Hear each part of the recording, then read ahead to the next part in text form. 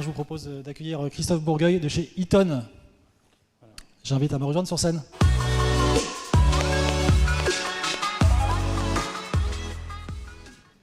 Bienvenue. Bonjour. Sur la scène du Cities Summit. Alors, première question, assez globale mais quand même intéressante. Comment est-ce que vous participez, vous, Eaton, à la transition énergétique? Alors, effectivement, Eaton est un groupe international, c'est le 4e équipementier mondial dans le domaine des équipements électriques. Et nous accompagnons la transition énergétique, en particulier en centrant l'accompagnement de cette transition énergétique sur les bâtiments et les infrastructures.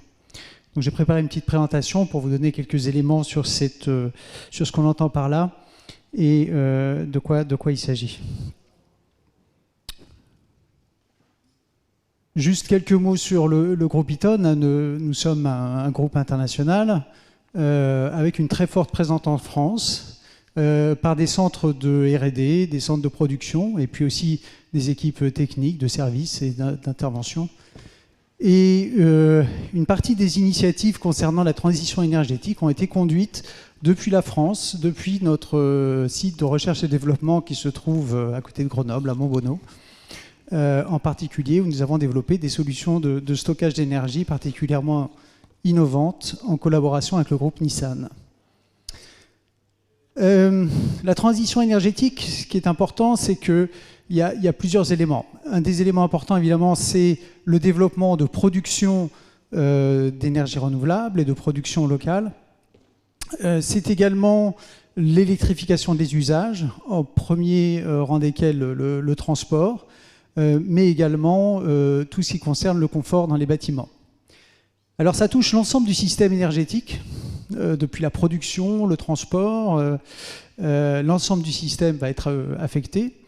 Mais le domaine sur lequel on travaille chez Eaton et dans lequel on s'est spécialisé, c'est ce qui concerne ce qu'on appelle chez nous le bâtiment, c'est en fait l'aval-compteur, c'est-à-dire des bâtiments résidentiels, tertiaires, des centres commerciaux, des stades, ça peut être également des stations de recharge de véhicules électriques. Donc on est spécialisé, je dirais, sur l'infrastructure en aval-compteur, les bâtiments.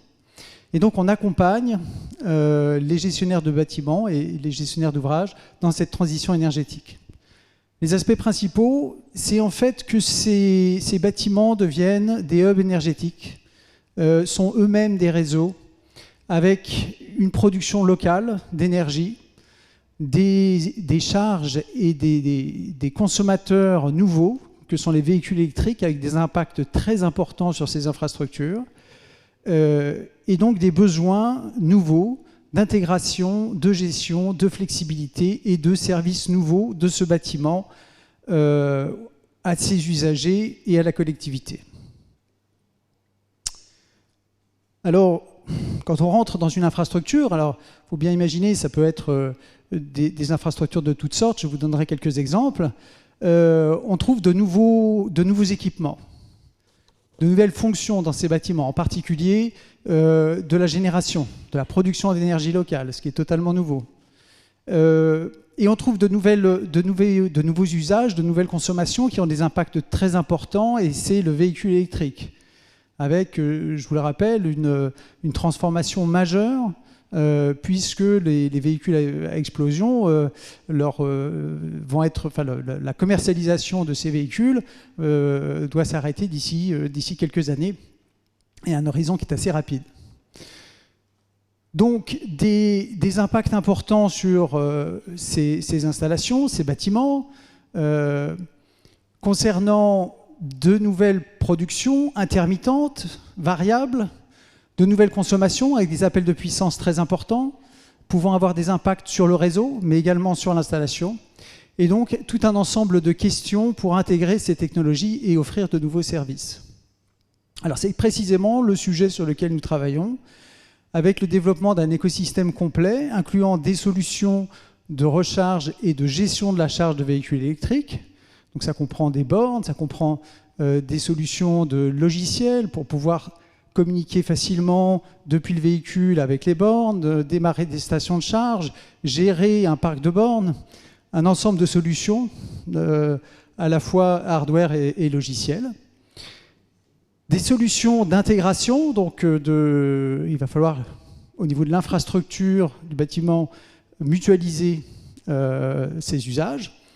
Et puis des solutions de gestion, d'intelligence, pour pouvoir intégrer l'ensemble. Et donc les sujets sur lesquels on se concentre, c'est le développement de l'autoconsommation, c'est-à-dire d'une production locale, d'une énergie locale et de son usage optimal. Des solutions tout autour du véhicule électrique avec la gestion dynamique des charges, le véhicule to grid pour soulager le réseau, pour utiliser le véhicule non plus seulement comme consommateur d'énergie, mais dans certains cas, pourquoi pas, comme fournisseur pour le bâtiment, voire pour l'infrastructure. Et puis plus globalement, une gestion globale de cette énergie avec de nouveaux services qu'on va pouvoir apporter depuis ces installations au réseau public et à la collectivité. Alors je vais prendre quelques exemples de différentes dimensions pour illustrer cette démarche qui est peut-être un petit peu obscure ou technique. Ici, vous avez une réalisation très simple. Vous voyez, il y a des projets de toutes dimensions. Là, on parle de véhicules professionnels à usage quotidien pour faire une tournée en véhicule électrique. Donc, vraiment une activité locale de distribution et du dernier kilomètre. Et bien, avec des petites solutions comme ça, qui intègrent une production, du stockage, de la gestion d'énergie intelligente, de la recharge de véhicules, et là, on n'est pas dans une région extrêmement ensoleillée. C'est un projet qui a été réalisé en vallée de Chevreuse, dans la région parisienne. Et bien, avec un petit système comme ça, on est capable d'alimenter, de rouler au solaire à pratiquement 60% en moyenne sur l'année avec ces deux véhicules pour faire leur activité de distribution du courrier. Un autre type d'exemple, toujours un autre type d'infrastructure. Là, on est sur une aire de covoiturage. On est plus loin dans le sud de la France. Ici, un système de recharge de véhicules électriques avec une production locale, du stockage et de la gestion complète de la recharge des véhicules. Un autre exemple qui est intéressant, ça c'est un travail qu'on a réalisé avec la société SAP, qui est très, très innovante aussi, et qui est particulièrement intéressant parce qu'il montre à l'échelle réelle ce qui va se passer dans tous nos bâtiments et sur toutes nos infrastructures. Ici, vous aviez un bâtiment de bureau avec une centaine de véhicules. Il y a quelques années, la société SAP a décidé de passer entièrement sa flotte aux véhicules électriques. Et donc, derrière, vous avez un certain nombre d'impacts. Alors évidemment, il y a toute une question de service, de gestion de ces recharges, mais également des impacts énergétiques importants sur l'infrastructure. C'est-à-dire que là, on est sur un bâtiment qui avait une puissance, une consommation de l'ordre d'une centaine ou de 200 kW de puissance, à un bâtiment, une infrastructure qui doit supporter plus d'1 mégawatt de puissance de recharge de véhicules. Et donc là, c'est une transformation majeure, c'est ce qui va se passer sur l'ensemble de nos infrastructures. C'est comment absorber cette évolution, comment pouvoir gérer ces appels de puissance, ces recharges, et c'est par la mise en place de production locale, de systèmes de stockage et de gestion intelligente de la recharge des véhicules.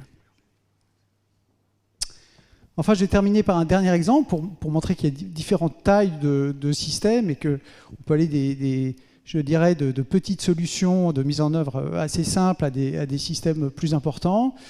Ici, c'est un système qu'on a réalisé en 2018. C'est un système de stockage et de gestion qui est sur un stade. C'est le stade de l'Ajax Amsterdam.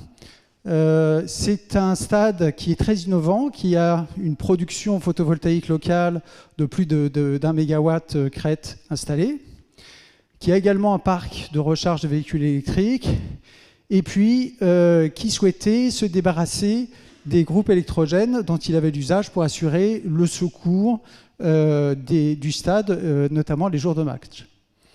Et donc la solution sur laquelle on a travaillé avec eux, c'est la mise en place d'une solution de stockage qui assure à la fois l'optimisation de la production locale d'énergie, le secours de l'ensemble du stade les jours de match, qui permet d'effacer les pics de consommation Et puis cette installation, lorsqu'elle n'est pas utilisée pour un événement, et c'est vrai qu'une infrastructure comme un stade, c'est utilisé une trentaine de fois par an à pleine capacité, vous avez une infrastructure qui est utilisée pour rendre des services systèmes, c'est-à-dire qui fait du support au réseau hollandais de transport d'électricité. Et donc c'est un co-investissement qui a été fait par un agrégateur, donc qui est un opérateur du marché de l'électricité, avec le stade pour mettre en place cette installation et pouvoir offrir ces nouveaux services tout en décarbonant totalement l'activité du stade. Voilà, donc comme vous le voyez, un ensemble de solutions. Nous sommes fournisseurs de technologies, donc nous travaillons avec des partenaires et nous travaillons avec les territoires sur des projets ou la mise en œuvre de solutions très concrètes de transition énergétique dans les bâtiments. Merci beaucoup pour cette contribution. Merci.